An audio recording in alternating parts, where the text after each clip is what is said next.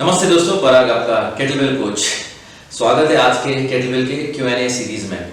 हमने कुछ हफ्ते पहले ये kettlebell question and answer series चालू किया था और बहुत अच्छा रिस्पांस मिल रहा है कोचेस ट्रेनर्स का। बहुत लेट भी आ रहा है, काफ़ी सवाल आ रहे हैं थ्रू DMs एंड ईमेल्स और काफ़ी अच्छा लगता है कि सवाल पूछते हैं, क्योंकि ऐसा किसी ने चालू नहीं किया था इसके पहले। The reason behind that is we want to get to give away the information for many coaches and trainers who are not able to learn kettlebells via courses or workshops because of their busy schedule.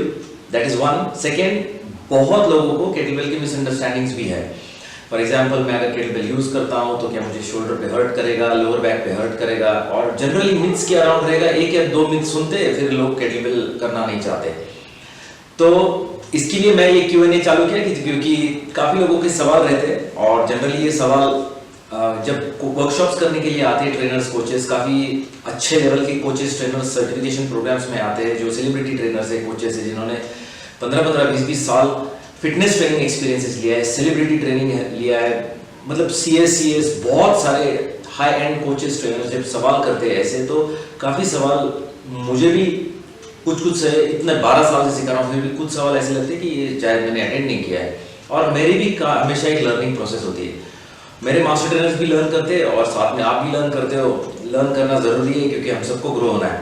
तो ये Q&A series चालू करते हैं। Please अगर ये videos और जो कुछ भी मैं Q&A कर रहा हूँ अगर अच्छा लग रहा है तो प्लीज़ इसको लाइक सब्सक्राइब कीजिएगा। प्लीज़ इसको दोस्तों के साथ शेयर कीजिएगा, क्योंकि जितनी कम्युनिटी बढ़ेगी उतना केटलबेल या फिटनेस का डिमांड बढ़ते जाएगा। पहला सवाल है, which muscles are not worked in kettlebell training? Vikas Jain Indore से सवाल पूछ रहे। जनरली देखा जाए तो सारे मसल्स काम करते हैं, मगर चेस्ट मसल्स, पेक्टोरल्स मसल्स अगर हम लोग सिर्फ एक्सक्लूसिवली केटलबेल ट्रेनिंग ले तो उसमें वो काम नहीं करता है, क्योंकि सारे मूवमेंट अगर आप देखेंगे तो वर्टिकल एंगल में होते हैं। For example, if you are lying down on a back and अगर कुछ केटलबेल की मूवमेंट करते हो तो आप शायद चेस्ट की मसल्स काम करते हो, मगर लेस देन 1% मूवमेंट रहेगी कि जो आप लाई डाउन करके केटलबेल की कोई भी मूवमेंट करते हो। अक्सर डंबल्स यूज करते हैं पेक्टोरल्स मसल्स मुझे ट्रेन करने हैं। तो अगर आप केटलबेल एथलीट का जनरल बॉडी शेप भी देखोगे तो they will have big bicep, big forearms, very good legs, a leaner structure, but they have very less pectorals muscles. आपको भी ये जानना है कि पेक्टोरल्स मसल्स आपको डेवलप करनी है तो पर्पस क्या है। हमेशा मैं मेरे वर्कशॉप्स में पूछता हूँ, व्हाई ढूंढो आप, व्हाई आपको क्यों करना है। अगर आपके व्हाई में है नहीं मेरे को चाहिए एस्थेटिकली, तो डेफिनेटली डंबल यूज आपको करना पड़ेगा। ऐसा नहीं कि आप डंबल को इग्नोर करके सिर्फ केटलबेल के ऊपर सारे वर्कआउट कर रहे हैं और केटलबेल के साथ चेस्ट प्रेस कर रहे हैं, ये पॉसिबल नहीं है। तो answer this question, chest muscles are not worked much in comparison with the other muscles which are worked. Second question, how do use kettlebell training for tennis player? Just one advantage. Deepti Deshpande Mumbai से पूछ रही है।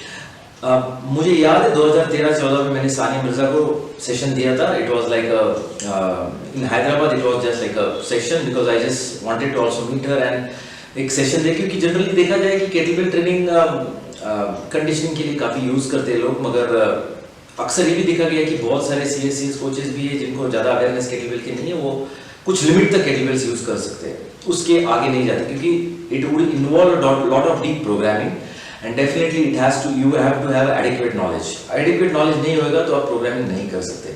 Basic level का programming, weight loss करना, ये सब कुछ कर सकते हैं, मगर एक लेवल के ऊपर आपको कंडीशनिंग के प्रोग्राम्स करने होते हैं जहाँ पे आपको एक्सपर्टीज चाहिए और वो सारी चीजें इंपॉर्टेंट है। अभी जैसे टेनिस का इन्होंने सवाल पूछा है मैम ने, तो टेनिस में सबसे इंपॉर्टेंट चीज डेफिनेटली कंडीशनिंग में, दूसरा इंपॉर्टेंट है ग्रिप स्ट्रेंथ। मुझे अगर ग्रिप अच्छी रहेगी तो डेफिनेटली मैं रैकेट को मैनुअर कर सकता हूँ 360 डिग्री एंगल में, शोल्डर को थकान ना करते हुए। तो ग्रिप स्ट्रेंथ, शोल्डर स्टेबिलिटी, दोनों चीज इंपॉर्टेंट है। अगर मैं टेनिस के हिसाब से अगर केटलबेल ट्रेनिंग को देखूँ तो फार्मर्स वॉक एक आंसर हो सकता है इनके लिए कि मैं अगर फार्मर्स वॉक को ग्रिप में करूँ तो मेरी ग्रिप स्ट्रेंथ अच्छी हो जाएगी, और मेरी ग्रिप स्ट्रेंथ अच्छी हो जाएगी तो शायद मेरे को रैकेट 45 मिनट्स, आधा घंटा, 1 घंटा, जितना भी आप ट्रेनिंग करते हो, जितना भी आप प्रैक्टिस करते हो, उसके लिए यूज करने के लिए आसान जाएगा, ईजी जाएगा। दीप्ति जी, आप ये जरूर ट्राई करना and please leave a comment that you have used it, and then definitely it will be useful for you. How much rest and recovery required for kettlebell workouts? Deepak sir Gurugram से पूछ रहे हैं, rest and recovery same in comparison with what you do for the strength training, because generally हम लोग kettlebell training strength training के दिन ही add करते हैं। strength training अगर आप कर रहे हो मंडे को, जैसे फॉर एग्जांपल लेग्स कर रहे हो, ट्यूसडे के दिन अगर आप केटलबेल ट्रेनिंग करते हो तो बॉडी आपकी वेडनेसडे के लिए रिकवर नहीं होगी। रिकवर होगी 24 आवर्स टू 36 आवर्स डेफिनेटली आपको रिकवरी के लिए टाइम चाहिए। जनरली 2 डेज हम लोग रिकवरी के लिए लेते हैं। 24 घंटे में अक्सर अगर आपका अच्छा प्रोग्राम हो रहेगा तो रिकवरी नहीं होती है। ये हम लोग हमेशा देखते आए कि इसके लिए हम लोग दूसरे दिन कार्डियो ऐड करते हैं। तो केटलबेल ट्रेनिंग करेंगे तो वेट लिफ्ट कर रहे हो, वेट लिफ्ट कर रहे हो तो डेफिनेटली हल्का सा ब्रेकडाउन तो डेफिनेटली है। तो पहले ही दिन की रिकवरी अगर नहीं होगी तो बॉडी रिकवरी नहीं होगी, वो बॉडी ओवर ट्रेन हो जाएगी। फिर Wednesday you will not be ready for a good workout. Workout होगा, गुड वर्कआउट नहीं होगा, दोनों में डिफरेंस है। तो अगर आपको ऑप्टिमम गुड वर्कआउट चाहिए तो हफ्ते में 3 या मैक्स टू मैक्स 4 दिन वर्कआउट ट्रेनिंग प्रोग्राम रखना और बाकी 3 दिन आपका रेस्ट होगा, रिकवरी होगा। जिस दिन आप योगा कर सकते हो, स्विमिंग करना है, लो इम्पैक्ट मूवमेंट है, वो कर सकते हो ताकि आपकी रिकवरी अच्छी हो दूसरे दिन वर्कआउट करने के लिए। वर्कआउट की इंटेंसिटी के ऊपर भी सारी चीज डिपेंड है, मगर जनरली देखा जाए तो आप डेफिनेटली एक पूरे दिन का रेस्ट लेना। केटलबेल ट्रेनिंग भी रहेगी और आपकी इंटेंसिटी केटलबेल ट्रेनिंग में अच्छी रहेगी, तो आपको रेस्ट डेफिनेटली 24 आवर्स से ज्यादा चाहिए। चौथा क्वेश्चन है विकास दास कोलकाता से, एक second. Name good 4 kettlebell mobility exercises for beginners. Okay, मैं नेम कर सकता हूँ, आप इसको गूगल भी कर सकते हो या फिर you can definitely visit our channel EKF, जिसके ऊपर आपको सारी इंफॉर्मेशन मिलेगी। हेलो एक मूवमेंट है जो मुद्गल को कॉपी करता है। ये एक मोबिलिटी के लिए मूवमेंट अच्छी है। विमेन के लिए 6 kg, मेन के लिए 8 kg केटलबेल बेहतर होगा। आपको हेवी करना है तो डेफिनेटली आप उतना स्ट्रेंथ चाहिए ताकि आपको मूवमेंट को आप अच्छी तरह रोटेट कर सको।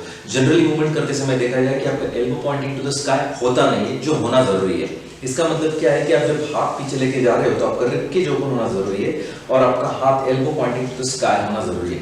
अगर वो नहीं हो रहा है, आप सिर्फ इतनी मूवमेंट कर रहे हो तो डेफिनेटली ट्रैप्स में आपका टाइटनेस है, तो आपको रेजिस्टेंस बैंड यूज करना है। आपको बहुत सारे अलग अलग फ्लोर की मूवमेंट यूज करने हैं, जैसे हम लोग स्कैल्प पुशअप बोलते हैं, वो सारी मूवमेंट्स आपको करनी होगी। तब जाकर के आपकी थोड़ी मोबिलिटी आने के बाद आपको हेलो अच्छी तरह करने को होगा। दूसरी मूवमेंट रहेगी 2 आर्म प्रेस। तीसरी मूवमेंट होगी फिगर 8 पासिंग थ्रू लेग्स, जो आपको सुमो स्क्वाट पोजीशन में जाकर के फिगर 8 निकालना है। 2 आर्म प्रेस तो सिंपल मूवमेंट है अपर बॉडी के लिए। अगर आपको वो मूवमेंट सिंपल जाती रहेगी तो आप सुमो स्क्वाट ऐड कर सकते हो, वो भी मोबिलिटी के लिए हम लोग ऐड करते हैं।